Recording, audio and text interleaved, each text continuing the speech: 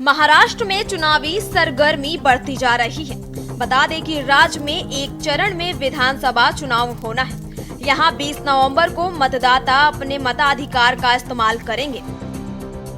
ये इलेक्शन में ये मुद्दा नहीं है, लेकिन हमारे कर्नाटक में रहने वाले जो मराठी भाई हैं उनको वहाँ बहुत तकलीफ दी जाती है, मुद्दा है। ये जो हेल्थ इंश्योरेंस है, 865 गांव हैं ये जो बॉर्डर के, उसमें हमारी जो स्कीम है वो लोगों को, हमारे मराठी भाषी को हमने लागू की है, इसीलिए उसका कोई सवाल नहीं है। ये तो इश्यू महाराष्ट्र में नहीं है, सिर्फ भाषा का समस्या कर्नाटक में है। इसके लिए चुनाव को कुछ लेना देना नहीं है भाषा के इश्यू पे। उधर पार्टी के आधार पे चुनाव होता है।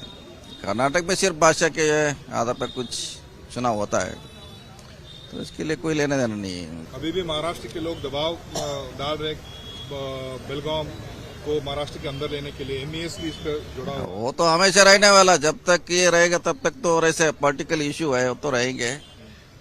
अभी वो सवाल मेरे ख्याल से खत्म होगा, ऐसे नहीं है। ऐसे महाराष्ट्र में जहाँ लोग है वहाँ खुशी है, महाराष्ट्र के लोग महाराष्ट्र में, कर्नाटक में लोग खुशी है, सभी लोग हैं। जबकि नतीजे 23 नवंबर को आएंगे। दोनों प्रमुख गठबंधन महायुक्ति और महाविकास आघाड़ी ने अधिकतर सीटों पर अपने उम्मीदवार घोषित कर दिए हैं। In ongoing Maharashtra assembly elections, there are so many factors are ruling the election of the Maharashtra.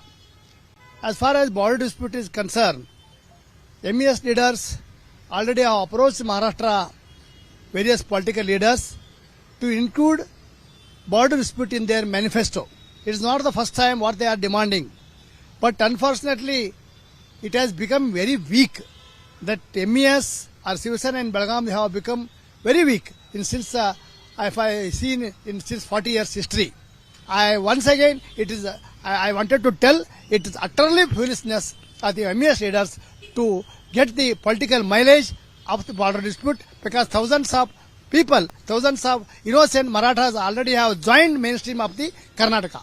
सब बहुत हमको देखने को मिलता कि बॉर्डर इशू है, भाषा का बहुत बड़ा इशू है करके, पर धीरे धीरे करके कर्नाटक के जो भी सरकार आए, चाहे वो कांग्रेस का हो चाहे वो बीजेपी का, आते मतलब जैसे जैसे साल बीतता गया वैसे वो भी एडजस्ट हो गया और महाराष्ट्र से बेहतर उनको कर्नाटक सरकार ने सुविधा करके दिया है। कर्नाटक की योजनाओं को बहुत पसंद करते। 2019 में हुए विधानसभा चुनाव के बाद राज्य की राजनीति में बहुत कुछ बदल चुका है। 2019 में साथ मिलकर चुनाव लड़ी भाजपा और शिवसेना को नतीजों में बहुमत मिला, लेकिन मुख्यमंत्री के मुद्दे पर दोनों दलों का गठबंधन टूट गया। महाराष्ट्र ने बीते 5 साल में 2 प्रमुख पार्टियों में बगावत के साथ साथ 3 मुख्यमंत्री भी देखे हैं। कर्नाटक महाराष्ट्र ऐसा कुछ नहीं, सभी एक साथ है। कन्नड़ा मराठी सब एक ही है। हाँ, एक है। ऐसा कुछ भेदभाव नहीं, भेदभाव कुछ नहीं। कर्नाटक के सभी योजना मराठी लोगों की है, मराठी लोग सभी एक साथ है। क्या बोलते हैं सर, ये भाषा विचार में सिर्फ पॉलिटिक्स करते क्या करते हैं? क्या ऐसा कुछ नहीं। अभी हम तो अभी इधर किधर भी घूमता नहीं। चलो अभी तो हमारे हम अभी देखता है ना, वो सभी तो ठीक है।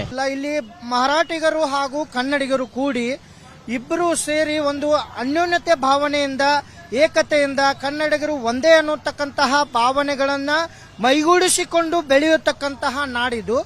ಇಲ್ಲಿ ಏನು ವಿಶೇಷತೆ ಅಂದ್ರೆ ರಾಜಕಾರಣವನ್ನ ತಂದಿಟ್ಟು ಇಲ್ಲಿ ಕೆಲವೊಂದಿಷ್ಟು ವಿಶೇಷತೆ ಭಾಷಾ ಒಂದು ವೈಷಮ್ಯಗಳನ್ನ ಬೆಳೆಸುವಂತಹ ಕೆಲಸ ಮಾಡ್ತಾ ಇದ್ದಾರೆ.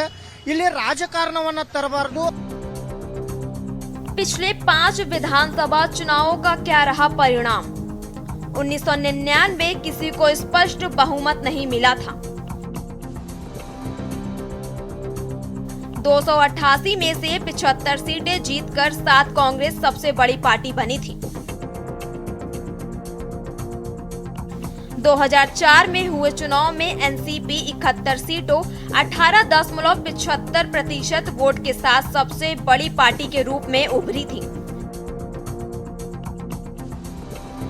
2009 के महाराष्ट्र विधानसभा चुनाव में कांग्रेस 82 सीटों 21.1% वोट के साथ सबसे बड़ी पार्टी बनकर उभरी। 2014 का चुनाव बीजेपी ने फतह किया था। भाजपा सबसे बड़ी पार्टी के रूप में उभरी और देवेंद्र फडणवीस सीएम बने। 2019 के विधानसभा चुनाव में मुख्य मुकाबला दो प्रमुख गठबंधनों के बीच था। पहला भाजपा और शिवसेना का गठबंधन, जिसकी उस वक्त सरकार थी। वहीं विपक्षी गठबंधन में कांग्रेस और एनसीपी शामिल थे। 2019 में साथ मिलकर चुनाव लड़ी भाजपा और शिवसेना को नतीजों में बहुमत मिला।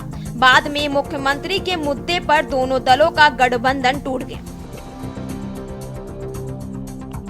इसके बाद राज्य में कई बार राजनीतिक उठापटक हुई। आपको बता दें कि इस बार महाराष्ट्र के विधानसभा चुनाव में भी अगर लोकसभा चुनाव जैसा ट्रेंड रहा तो भाजपा को नुकसान हो सकता है। वहीं विपक्षी गठबंधन के सर्वे में एमवीए को 160 सीटें मिलने का अनुमान जताया गया है। भाजपा के लिए मराठा आंदोलन सबसे बड़ी चुनौती है। इसके अलावा शिवसेना और एनसीपी में तोड़फोड़ के बाद उद्धव ठाकरे और शरद पवार के साथ लोगों की सिंपैथी है। स्पेशल डेस्क के न्यूज़ इंडिया।